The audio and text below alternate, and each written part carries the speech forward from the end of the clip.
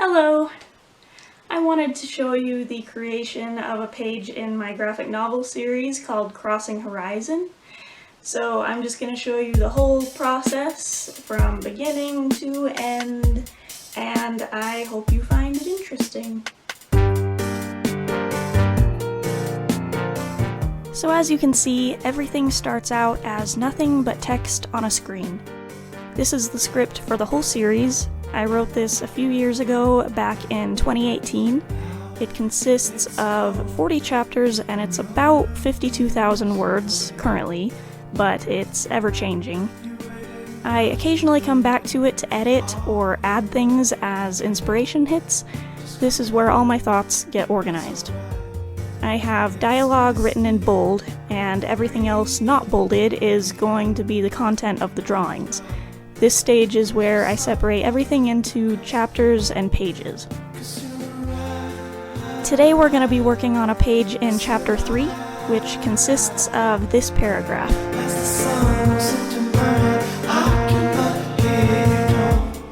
The next step is to start planning out images by sketching them into a rough storyboard. This is the storyboard for Chapter 3. Of course, everyone does this a little differently, but I'm going to show you the way I do it. I storyboard by chapter, so I plan out the images as a whole chapter at a time. Storyboarding ensures that all my panels for a given chapter can fit together like a puzzle, without any pages that are too full or too empty. And this is the page we'll be working on today. So I just take some cheap paper and draw out some quick sketches of what I have in mind. As you can see, it's nothing but stick figures at this point. I don't put a lot of effort into the actual drawings here because the idea is just to create a composition that I like and organize the panels, artwork, and text in a way that's expressive but also easy to read. At least that's the goal. Once I have my storyboard, I can move on to the paper I'm going to be drawing the actual page on. I use 11 by 17 Strathmore Bristol paper. This is the standard aspect ratio size for comic books. It's smooth and perfectly white, which makes it ideal for comics and ink work.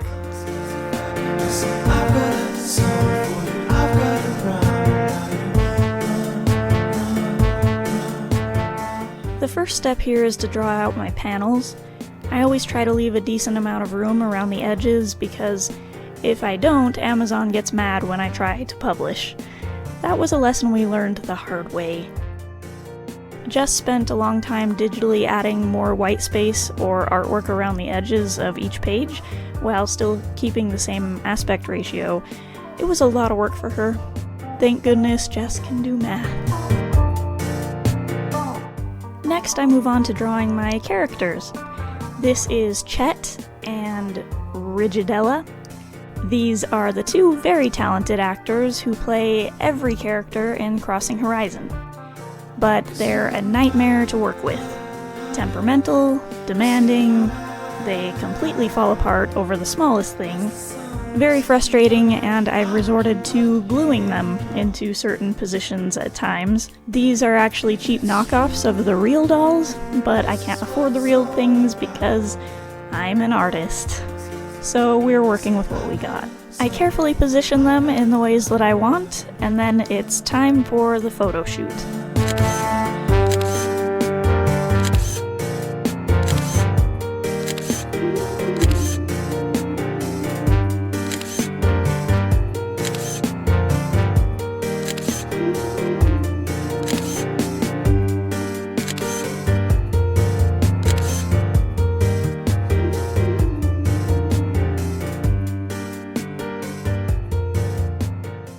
At this point, I usually just trace the outline of the models in my pictures right off my computer screen. This gives me a good skeleton to start with, and then I just eyeball it to adjust them to match each of my characters' specific body types and face shapes.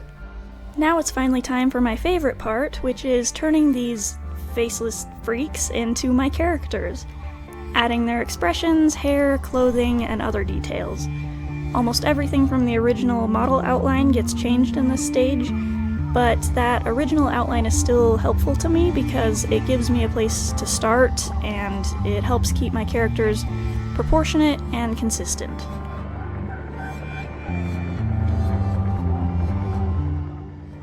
I reference my storyboard a lot because it acts as my roadmap to remind me where I'm going with each panel. In this panel, Fiona is looking appalled at something Theo has done, as usual. So this is just kind of a wordless jaw drop, and I'm just working it until she looks sufficiently aghast, I suppose. River's been calling. Make sure you're not late. You searched the riverside. I have it away. I didn't like the hand from my model here, so I decided to draw it in a different position. Sometimes I don't know what the heck I want until I actually see it. My Delilah. I was aloof from the street. Feel my heart. I've drawn my characters so many times at this point that I don't typically use any references or copy anything anymore. Though maybe I should use more references for things like clothing. I'm not the greatest at drawing clothing folds, I'm still working on it.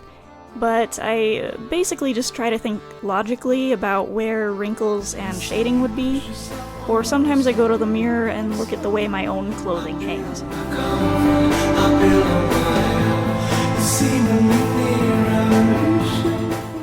I'm definitely not an expert in comic art. I only started doing this a couple years ago, and I'm self-taught by basically just watching and reading a lot of cartoons, comics, and manga, and watching drawing tutorial videos on YouTube. If anyone wants some really great YouTube comic tutorials, I recommend Mark Crilly. He's an actual pro who teaches very well, but for now I'm just taking you through my amateur way of doing things. I'm constantly learning new things and discovering new weaknesses. This learning curve is steep. I look back on pages I did 3 months ago and cringe because they had so many problems I didn't see at the time, and I'm sure I'll do the same thing about this page in a few months. It kinda sucks, but that just means you're learning, right? It took me a while to decide on Theo's expression here. Ultimately, I decided on this one, which is, what would you call this? False innocence? Condescending, mocking, I don't know.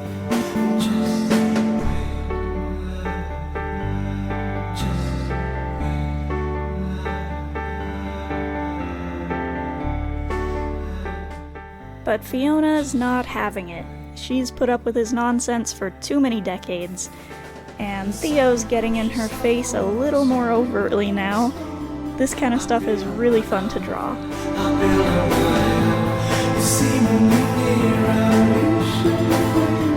Okay, so my characters are all drawn out in pencil, and now it's time for inking. For my panel lines, I use a Micron pen because they're smooth, precise, and they don't bleed with water, which is important because I often use watercolor for my backgrounds, and I really don't want my panel lines to bleed. For the artwork itself, I use Tombow brush pens.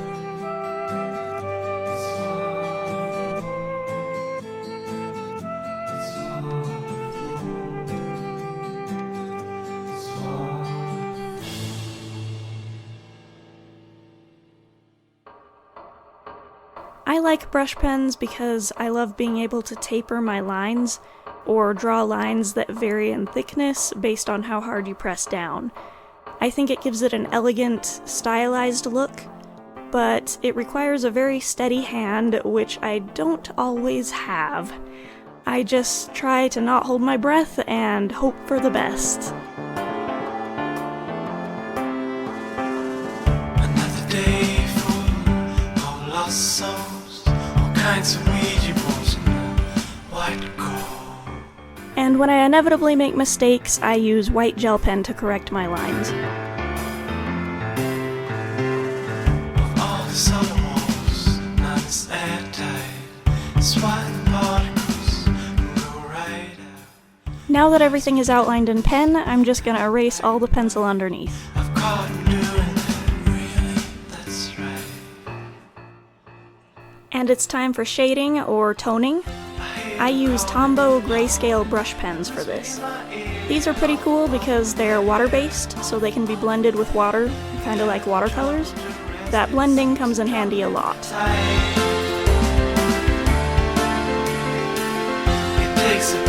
So this is just a matter of shading wherever logically would be shaded with my light source in mind. I'm also filling in darker clothing and hair. It works best to start with lighter values and then gradually move darker.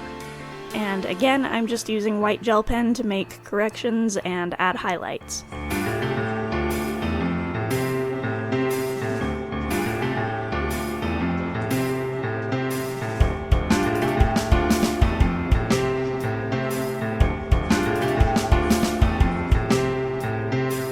I've seen a thing or two. Most comic book artists seem to do this part digitally, and maybe that's the smarter way to do it, but I never claimed to be smart. I have such a hard time with digital art because I get impatient trying to learn programs and shortcuts. It's confusing to my brain to draw on a horizontal tablet and have it appear on a vertical screen. I also find tablets slippery and I struggle to control my lines. It's just not my thing. Drawing on paper is obviously less forgiving, but there's something about the tactile nature of traditional drawing that I need. Thankfully, I have a sister who is an extremely talented digital artist, and she takes care of that part. You'll see that in a little bit. Seems the trouble inside. It takes a priestess to hold him down. But I've got nothing to lose. I keep hearing them rusty pipes sickening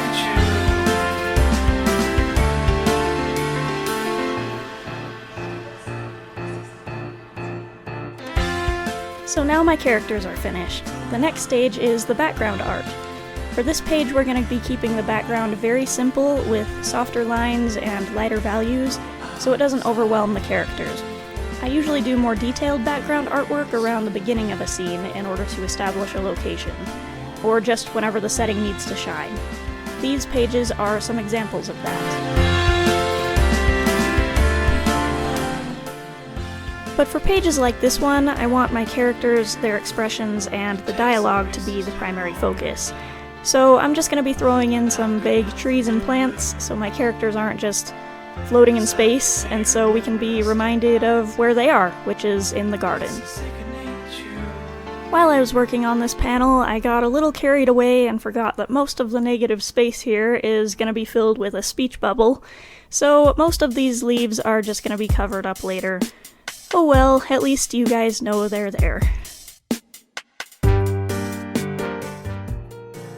I'm gonna use some black watercolor and a paintbrush here to just dapple in some leafish type shapes, keeping it very simple. Now it's cold and you're loose and you're in. You waited much too long. All you want to me. Just come down. It's alright. It's misty and breathy out and about. Those were soft words 'cause I care.